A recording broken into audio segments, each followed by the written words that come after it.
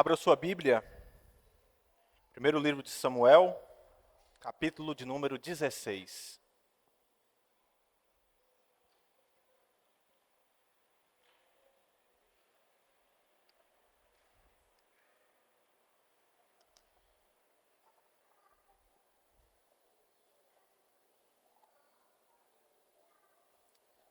A exposição dessa noite será no capítulo inteiro, versículos 1 a versos 23. Primeiro livro de Samuel, capítulo 16, leremos o capítulo inteiro.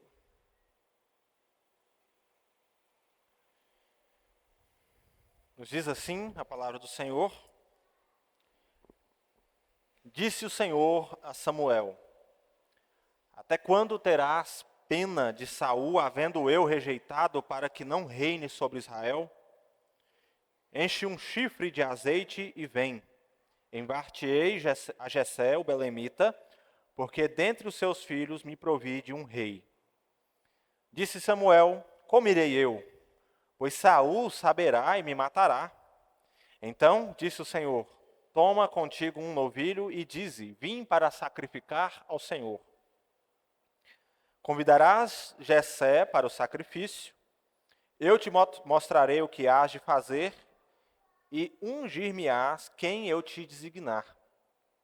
Fez, pois, Samuel o que dissera o Senhor e veio a Belém. Saíram-lhe ao encontro os anciãos da cidade, tremendo, e perguntaram: É de paz a tua vinda? Respondeu ele: É de paz. Vim sacrificar ao Senhor.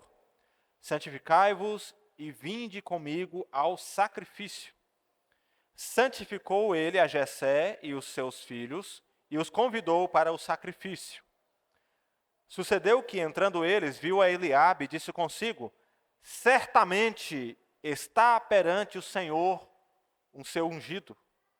Porém o Senhor disse a Samuel: Não atentes para a sua aparência, nem para a sua altura, porque o rejeitei. Porque o Senhor não vê como o homem vê.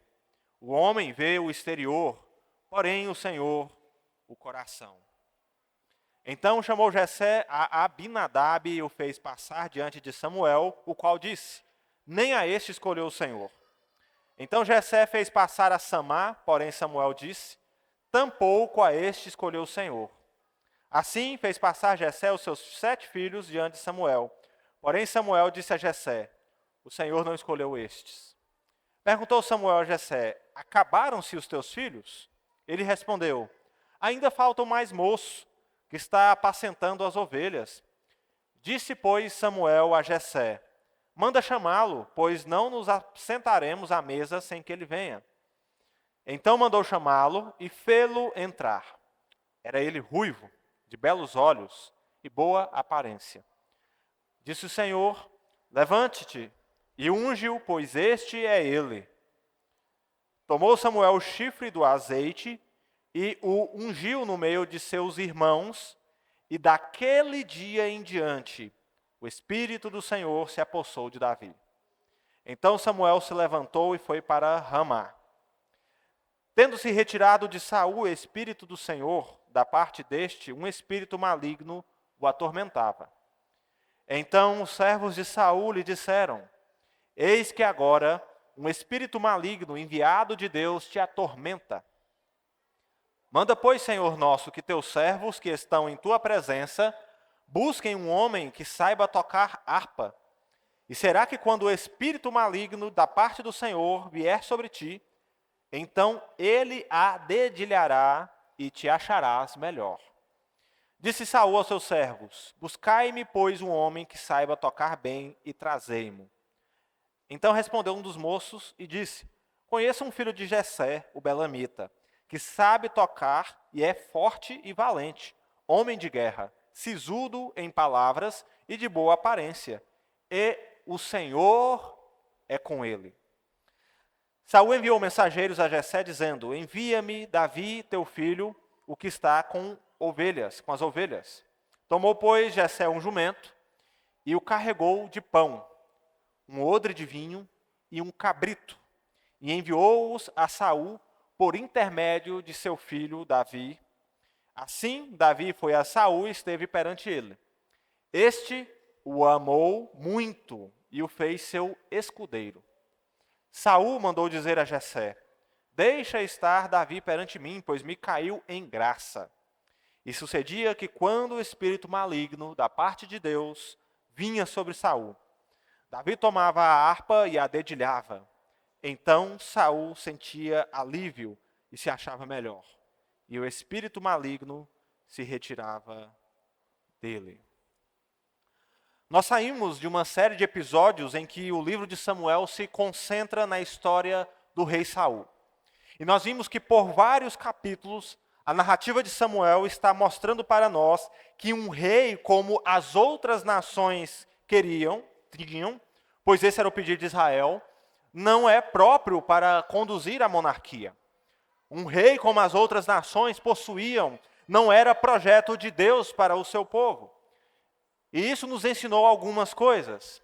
Nós aprendemos que Deus não estabelece para nós o mesmo padrão de liderança que o nosso tempo imagina como ideal. E que espiritualidade é um trabalho do nosso coração. Porque é em nosso coração que a nossa obediência a Deus é testada. E, portanto, a desobediência é uma grande violação à vontade do Senhor para nós. Então, quando entramos no capítulo 16 de Samuel, várias tensões que nós esquecemos por certo tempo são trazidas à tona novamente. Porque nós estávamos vendo a ascensão de um rei que parecia atender aos critérios necessários para governar. Saul era um homem belo, de boa família, ele era forte, ele tinha uma aparência atlética. E durante o seu reinado até aqui, apesar de ter tido um fracasso militar, no geral, ele estava tendo sucesso nas batalhas. Só que existem algumas questões muito mais profundas do que a vida política de Israel. Porque o rei era um agente da aliança de Deus. Ele deveria governar como um servo de Deus governa.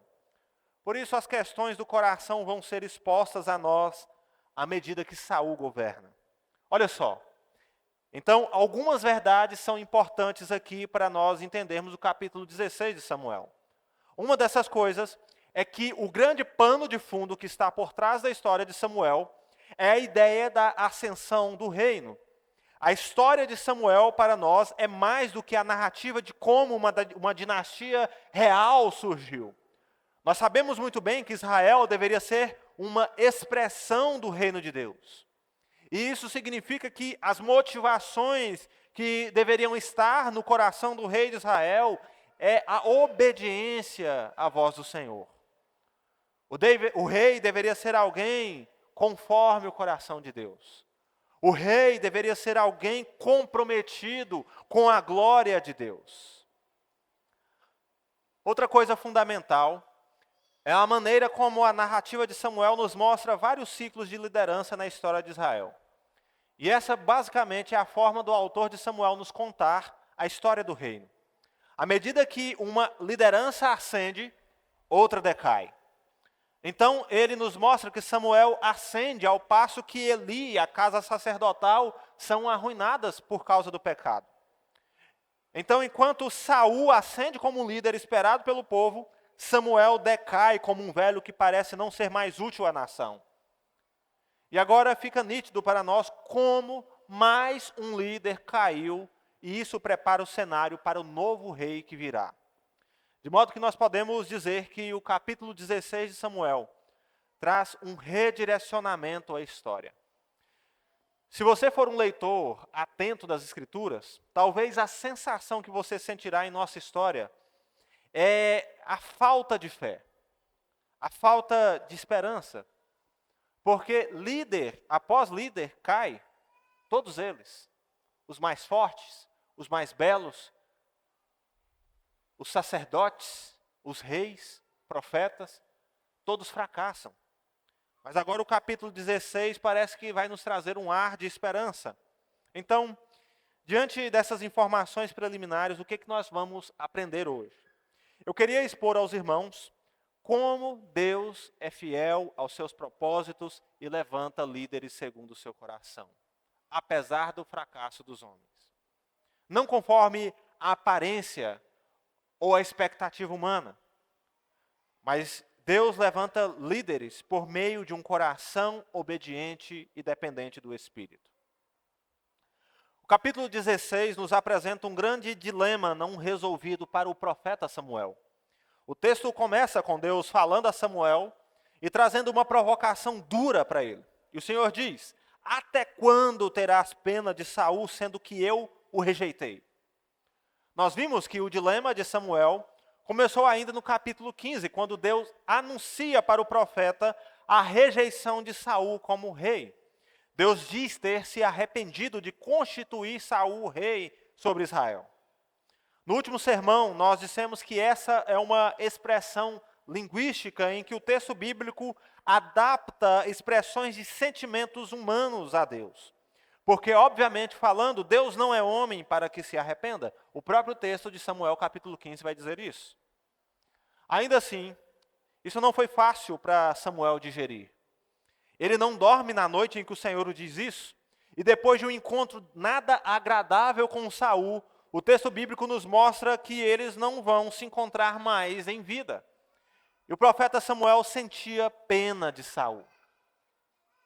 Isso vai ser reafirmado aqui no capítulo 16.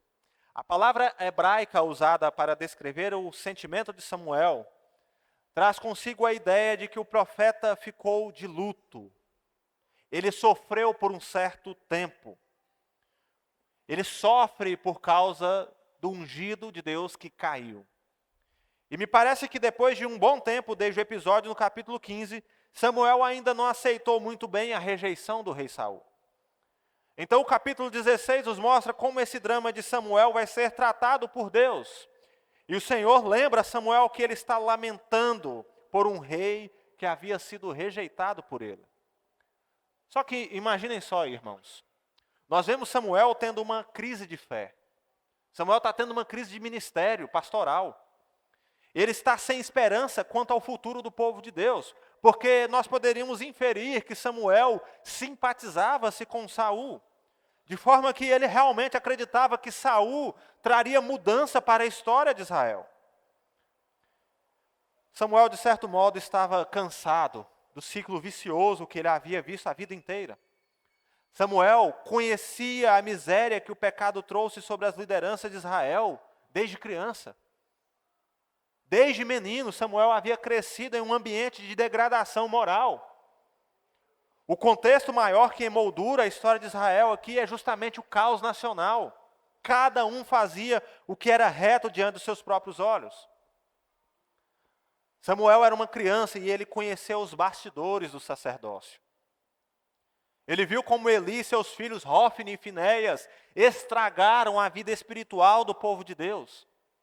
Ele sabia do desprezo de Israel pela santidade do Senhor. Haja visto que, por anos, os anciãos de Israel não fizeram nada quando a Arca da Aliança foi roubada.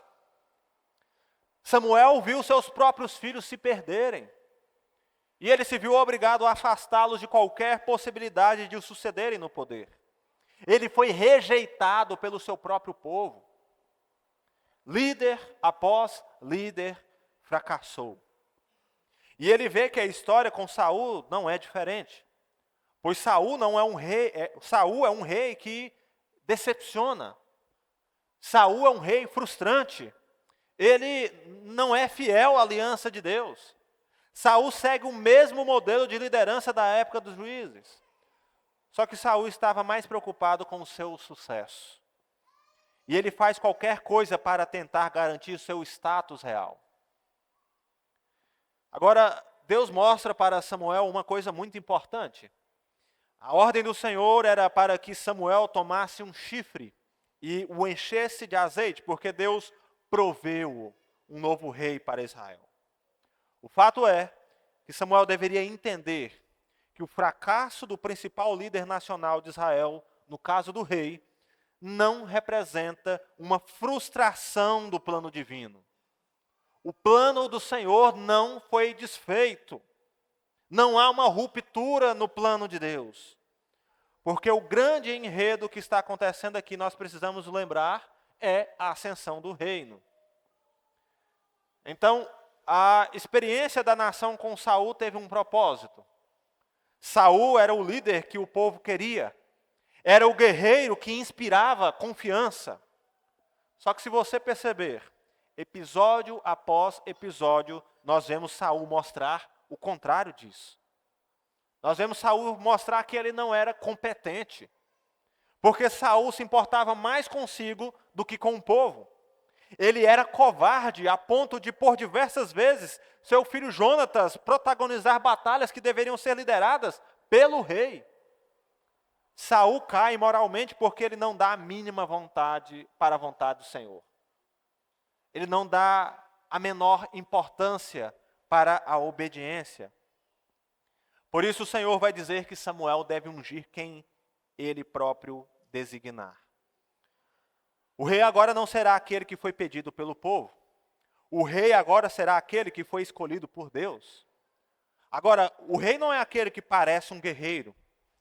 Mas agora o rei deve ser alguém segundo o coração de Deus. Isso ensina para nós, meus irmãos, um pouco sobre a fidelidade de Deus em face do fracasso humano.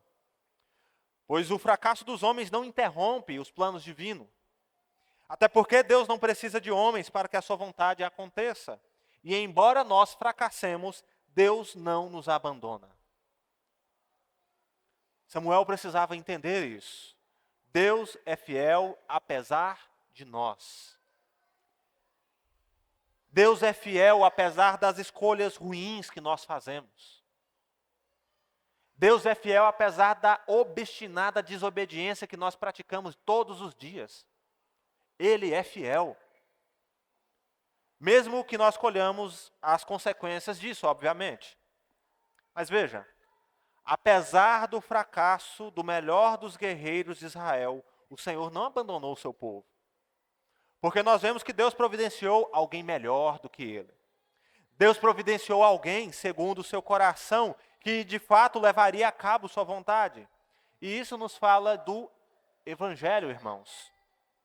Em face do nosso fracasso, em face do nosso pecado, em face da queda do melhor de nós, Deus permaneceu fiel. Ele não muda.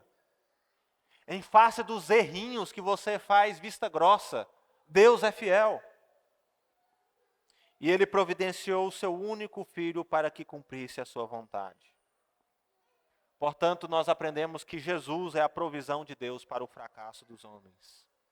Jesus é a demonstração de que, embora os homens falhem, Deus cuidará do seu povo até o dia final. Embora os líderes que estão sobre nós fracassem, nós temos um sumo pastor que nos apresentará santos, inculpáveis e irrepreensíveis diante de Deus Pai. Embora aqueles que estão por aí errem, embora não haja esperança nos homens, nós temos o sumo pastor das nossas almas, que cuida de nós. Ele não falha. É importante que se diga, irmãos, que Samuel tem diante de si um cenário problemático e ainda incerto do ponto de vista da nação. O Senhor havia acabado de rejeitar o rei, a maior autoridade entre o povo. E isso trouxe consigo o rompimento de um laço fundamental para o reino, que era o relacionamento entre o profeta e o rei. Saul e Samuel já não se falavam mais por certo tempo, e nem mesmo voltarão a se falar, de acordo com o capítulo 15. Samuel estava em Ramá, a terra dos seus pais, e Saul estava em Gibeá, a sua cidade natal. Então, Deus ordena a Samuel que ele vá até Belém, a casa de um homem chamado Jessé. De acordo com Ruth, capítulo 4, Jessé era neto de Boaz e Ruth. O seu ancestral era Pérez, filho de Judá. O problema é que para Samuel ir até Belém, ele teria que passar por Gibeá, pela cidade de Saul. E isso o preocupa, porque em vista da relação animosa com Saul e a declarada missão de ungir o novo rei, passar por Gibeá poderia custar sua vida, porque poderia soar para Saul de que o profeta estava traindo o rei. Mas a fidelidade do profeta está com Deus, não com o rei. Razão pela qual o Senhor ordena a Samuel ir até Jessé para realizar um culto, para oferecer sacrifícios. E esse contexto é muito importante. Porque quando nós vemos Samuel chegar a Belém e os anciãos da cidade o veem, o texto diz que eles tremem de medo. Eles ficam apavorados com a presença do profeta ali. Eles sabiam que a presença de Samuel ali poderia ser o indicativo de uma futura guerra civil, ou mesmo do anúncio de um oráculo de juízo. Às vezes era um sinal de que Deus poderia estar pesando a mão. A questão é que as coisas não estavam muito claras, por isso a pergunta é de paz a tua vinda, Samuel? Então Samuel diz aos anciãos que ele veio para sacrificar. E para participar do ritual de sacrifício, eles deveriam, de acordo com o Levítico, participar de uma cerimônia de purificação. Por isso, seguindo essa instrução, Samuel santifica, ele purifica Jessé e os seus filhos para o ritual de sacrifício. O texto diz que os filhos de Jessé se apresentam um por um. E o primeiro a se apresentar é Eliabe. Eliabe é o primogênito de Jessé. Ele é o herdeiro da casa. Ele era o candidato perfeito à realeza. Então, quando Samuel o vê, rapidamente ele chega à conclusão: certamente está perante o Senhor o seu ungido. Há uma confiança tão grande em Samuel de que Eliabe deve ser ungido. Ele está convicto que quase que ele unge o homem errado. E aí tem um jogo de palavras no hebraico que é como se Samuel dissesse: eu tenho certeza de que este se destaca diante do Senhor. Olha o que Samuel está olhando. Esse se destaca dos demais. Pois veja, Eliabe era o mais velho, certamente o mais alto e mais forte dos filhos de Jessé. E se fosse depender de imponência, ele é o candidato mais óbvio. Mas então o Senhor corrige Samuel. Deus não vê como o homem vê. Porque o Senhor não olha para a aparência, Deus olha para o coração. Essa é uma baita lição para Samuel. É uma baita lição para nós. Foi justamente guiar-se pela aparência que levou Israel a pedir mal.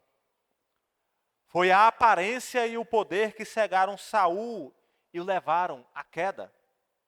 Foi a aparência que levou Israel à situação em que estava. E aqui Deus está mostrando, o seu ungido não seria escolhido com base na aparência, mas o Senhor estava olhando o coração. Isso é muito importante. Porque nós não temos o poder de conhecer, irmãos, o coração das pessoas. Por isso nós nos guiamos pela aparência, pela força, pelo carisma, pela beleza. Mas esse não é o padrão que Deus considera, até porque esse padrão é enganoso. A gente toma muita rasteira com esse padrão. Do que vale a aparência e o status, se nós não tivermos um coração obediente a Deus? Do que vale a aparência se o nosso coração estiver divorciado do Senhor?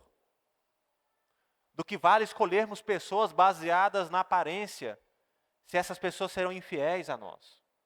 Do que vale escolher pessoas baseadas na aparência, se essas pessoas praticarão mau caratismo contra nós? Do que vale basear-se pela aparência, se nós tivermos pessoas que não conhecem Deus do nosso lado? Essas coisas não valem nada, muito pelo contrário. As coisas que são externas e aparentes são mais motivo de vaidade do que piedade para nós. Essas coisas só envaidecem. Então, filho após filho é passado diante de Samuel. Os 7 filhos de Jessé passam: Eliabe, Abinadab, Simeia, Natanael, Radai e Ozem, conforme a listagem do livro de Crônicas. Porém, faltava um, o mais moço. Depois que o Senhor rejeitou todos os 6 primeiros filhos de Jessé, Samuel manda que traga o filho mais novo urgentemente, pois ele sequer comeria do sacrifício se o filho mais moço não estivesse na mesa. Quem que é ele? O caçula da família tem um nome que nós conhecemos. Ele é chamado de Davi. Davi era pastor de ovelhas. Era o filho que cuidava do rebanho do seu pai. Ironicamente, do que nós somos tendentes a pensar, Davi era ruivo, de olhos bonitos e boa aparência. Agora, isso não significa que ele estava sendo escolhido com base na aparência, não se trata disso. Deus escolheu alguém que está familiarizado com o cuidado do rebanho. Ele escolheu alguém que precisava ser corajoso para defender a vida que não era sua, mas das ovelhas de Deus. Alguém que, por ser pequeno, era o mais impensado entre os seus irmãos. Essas sim são critérios que nós deveríamos olhar. O coração. É por isso que Deus diz, esse é o homem, unge ele com óleo. Então, conforme o verso 13, Samuel pega o chifre de animal cheio de azeite e o derrama sobre Davi no meio dos seus irmãos. E o texto nos diz que a partir dali o Espírito de Deus veio poderosamente sobre Davi. A presença do Espírito garantia a capacitação para o ministério real. De modo que Davi trabalharia em dependência de Deus. E só poderia ter sucesso como rei em razão do poder de Deus. Não seria o exército de Israel, não seria a habilidade de Davi em batalha, mas o poder de Deus que traria bênção para a vida do povo. Deus olha o coração, meus irmãos. Essa é uma verdade com implicações muito importantes para nós. Isso porque nós aprendemos que a expressão de uma espiritualidade verdadeira não são as coisas aparentes. O que significa também que nós precisamos de mudanças em nossa interioridade. Nós precisamos de um evangelho que muda quem nós somos. Um evangelho que saia das coisas aparentes e externas e tenha raízes no nosso coração. Porque o coração é a dimensão onde nós não estamos escondidos de Deus. Lembrando que coração envolve mente, sentimentos e vontade. Tudo o que acontece no nosso mundo interior, Deus conhece. E nós somos realmente, exatamente o que somos dentro de nós. E isso muda o que nós precisamos pensar. Isso muda o que nós precisamos fazer. Porque Deus requer mudança de caráter. Deus quer integridade nossa. Ele quer obediência, mas que tenha a ver com o amor que temos por quem Ele é. Por isso, o grande fator de uma espiritualidade genuína é o entendimento de que eu amo a Deus e isso é um trabalho do meu coração. Não é performance, é adoração em espírito e em verdade. A cena final do texto introduz uma seção particularmente curiosa em nossa história. Até o verso 22, nós vimos Davi ser apresentado como uma resposta à situação caótica e dramática percebida pelo profeta Samuel.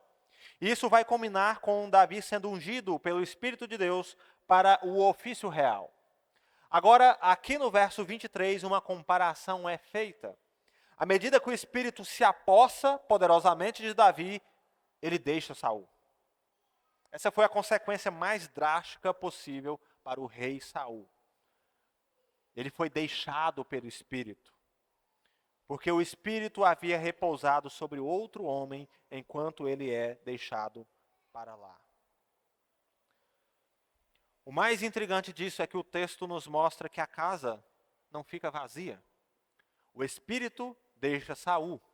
E essa é uma forma da Escritura demonstrar que a partir daqui Saul não tinha mais a capacitação divina do Espírito para exercer a realeza. Ele estava sem a direção de Deus. Ele estava reprovado por Deus. Ele era inapto para o ofício real. Portanto, não há nenhuma condição em Saul para que ele continue a ser rei. Saul havia sido categoricamente rejeitado pelo Senhor. Mas agora, conforme o nosso texto nos diz, um espírito maligno da parte de Deus vem sobre Saul, se apossa dele e o atormenta. Aqui nós temos uma questão muito delicada a ser resolvida. O que seria esse espírito maligno? Seria uma expressão para problemas mentais? Saul desenvolveu distúrbios psicológicos e emocionais? Ou nós temos aqui diante de nós um caso de possessão espiritual? Há um certo debate entre os estudiosos a respeito da personificação do mal para os hebreus. Porque não há no Antigo Testamento uma palavra para demônio. Há uma ocorrência em Salmo, mas essa é uma tradução não há a palavra demônio no original. Porque a palavra demônio se origina do grego daimon. Então, os cristãos se apropriaram dessa palavra daimon para se referir aos espíritos malignos. De modo que, ao falar sobre um espírito perverso, você não encontrará a palavra daimon, demônio, para ele no Antigo Testamento. A palavra maligno talvez nos ajude a entender um pouco da natureza desse espírito. A palavra hebraica maligno traz um vasto campo de significado. Pode significar um monte de coisa. Mas eu queria destacar um caminho possível, pois a palavra maligno traz a ideia de algo impuro, de algo perverso moralmente e que está em oposição ao caráter santo de Deus. Se levarmos em consideração o próprio texto do Antigo Testamento, é mais provável que cheguemos à conclusão, portanto, que espírito maligno aqui se refere de fato a uma personificação maligna. Até mesmo nós poderíamos dizer que há paralelos no texto do Antigo Testamento que mostram a ação desses espíritos corruptores entre os homens. Juízes, capítulo 9, verso 23, por exemplo, nos diz que um espírito maligno trouxe contenda entre Abimeleque e os moradores de Siquém. Outro testemunho desse tipo de ação maléfica é o próprio relato da tentação de Jó, pois nos mostra o livro que Satanás contendeu contra Jó, trazendo inúmeras provações e enfermidades. O fator decisivo disso é que a teologia do Antigo Testamento não apresenta para nós, irmãos, uma dualidade, assim nós poderíamos falar. Então não é como se o universo fosse regido pela oposição de duas forças mais ou menos iguais. Deus e os anjos versus Satanás e os demônios. De forma alguma isso acontece. Porque como nós podemos ver em nosso texto, mesmo os espíritos perversos são dominados por Deus e estão debaixo da sua soberania.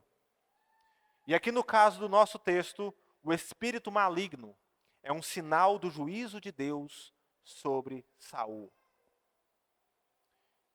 Saul estava sendo punido pela sua desobediência e blasfêmia. Isso vai fragilizar tanto a Saul que ele se vê obrigado a usar recursos terapêuticos do seu tempo. Os seus soldados dizem que se um músico habilidoso dedilhasse a harpa, isso acalmaria Saul e o espírito maligno deixaria. É aí então que Davi entra na jogada. Porque o juízo de Deus sobre Saul é uma forma de levar Davi até a corte real. Porque Davi era um músico habilidoso. E então os homens de Saul buscam para servir o rei. Importante que se diga que Davi não apenas sabia tocar. Os homens de Saul dizem que Davi sabe tocar e é forte e valente, homem de guerra, sisudo em palavras e de boa aparência. Detalhe, e o Senhor é com ele. Verso 18. Olha o destaque aqui. O Senhor é com ele. Agora, o mais próximo que Saul poderia estar de Deus, ironicamente, é recorrer a este menino, pastor de ovelhas, arpista, mas que o Senhor é com ele. Davi vai se tornar uma presença consoladora para Saul, porque Deus é com ele. Deus é com esse homem pequeno. Isso faz com que o rei se afeiçoe tanto por Davi, que ele se torna seu escudeiro pessoal. Saul precisava de Davi. Porque o que havia de especial em Davi era justamente o seu coração. Ele era íntegro em caráter. Davi era simples como pessoa. Ele tinha o coração segundo Deus. Então, veja como Davi está sendo preparado. Ele havia sido criado como um pastor. Davi foi ungido por Deus e agora ele irá para a corte real ser treinado para ser rei. E detalhe, ele se tornará um homem de confiança do rei Saul a partir daqui. A verdade que nós aprendemos com tudo isso, irmãos, é que o Espírito de Deus confirma os seus servos. A habitação de Deus é o que faz toda a diferença para nós. O que nos distingue não é nossas posses ou a nossa aparência, mas é a habitação de Deus. E o Espírito é um sinal de confirmação, é uma garantia de que Deus é conosco. O Espírito garante que Deus está agindo em nós e nos santificará pelo poder de Jesus Cristo. O Espírito em nós é a garantia de que o mal é vencido. Isso significa que os crentes em Jesus estão libertos do poder das trevas. O Espírito santifica o crente e o guarda do mal. Inclusive, nós podemos dizer dos males espirituais. Deus nos guarda dos poderes demoníacos. Ele nos livra. E se o nosso coração está ocupado pelo Espírito de Deus, as forças do mal não poderão nos assaltar. Castelo forte é o nosso Deus, como diria Lutero. O Espírito de Deus é a grande dádiva da aliança. Nós somos dele e ele é nosso. Nós somos o seu povo e ele cuidará das nossas almas. Essa é a promessa maravilhosa. Nós temos o Consolador amado. Jesus nos deu isso. E a grande notícia para nós que o Evangelho traz é: nós éramos desgarrados como ovelhas, agora, porém, nós nos convertemos ao pastor e bispo da nossa alma. 1 Pedro 2,25. Jesus conosco. Essa é a diferença. Ele habita entre nós. Depois de considerar tudo isso, irmãos, nós podemos perceber como Samuel 16 traz alguns parâmetros sobre a relação de Deus com a liderança e com todos os crentes. Então nós aprendemos algumas coisas até aqui. Primeiro, nós vimos que Deus permanece fiel diante do fracasso humano. Ele não muda e nem mesmo é detido pelos nossos erros.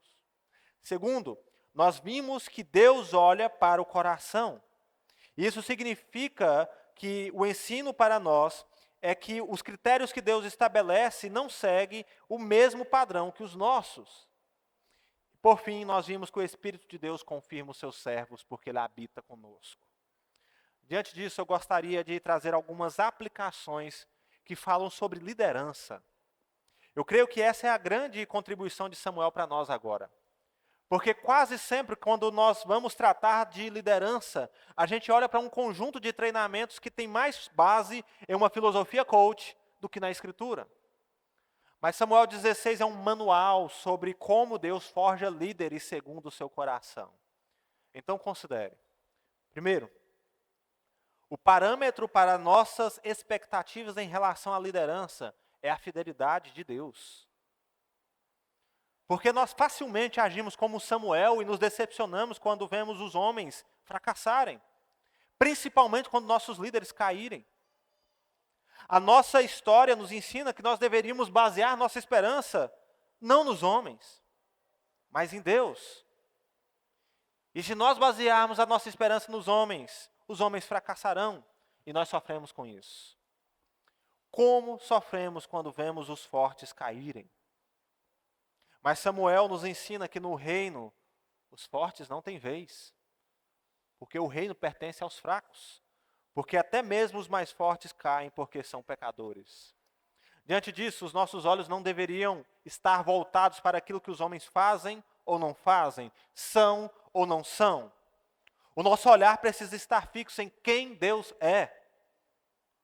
Por isso, o nosso desafio é aprender a confiar num Deus que é fiel. Ele não falha. E mesmo quando aqueles que deveriam cuidar de nós pecam, o Senhor providencia salvação para nós. Portanto, esperar dos homens é se lançar à decepção. Mas confiar em Deus é motivo de esperança para nós. Segundo, nós precisamos de líderes com corações voltados para Deus. Porque quando falamos sobre liderança, muitas vezes o critério que nos guia é a popularidade do líder, o carisma, a força dele, a capacidade de persuasão, de administração. E então nós fazemos na igreja o mesmo que Israel fez. Nós esperamos dos nossos líderes as mesmas coisas que esperamos de líderes lá fora. O problema é que nós podemos ter líderes que entendam de negócios, que são poderosos, que são ricos, são carismáticos, ainda assim possuem corações distantes de Deus. Por isso, o que é importante para nós é o caráter do líder que revela o seu coração. Nós precisamos de líderes com corações voltados para Deus. E nesse sentido, nós precisamos orar a Deus. Ó Deus, nos dê líderes segundo o seu coração. E terceiro, por final, líderes bíblicos são dependentes do Espírito. Líderes bíblicos estarão mais concentrados no desenvolvimento da piedade do que em critérios de crescimento pessoal. O maior recurso do líder bíblico é o próprio Deus, até porque a capacitação que os líderes precisam na igreja provém de Deus. Líderes bíblicos são pastores do rebanho. Eles estão mais preocupados em agradar ao pastor das ovelhas do que aos modismos ou à aclamação popular. Porque dependência do Espírito também inclui submissão ao Espírito. A melhor coisa que nós podemos pensar sobre os líderes das nossas igrejas é que Deus é com eles. E por isso nós os seguimos. Nós os seguimos porque é agradável estar com quem está com Deus. Andar com gente que anda com Deus traz consolo. Andar com gente que anda com Deus traz direção sábia. Por isso, o que nós precisamos para as nossas igrejas é de gente que anda com Deus e ama o rebanho de Deus. Líderes conforme o coração do Senhor. Ore a Deus nesse momento, então.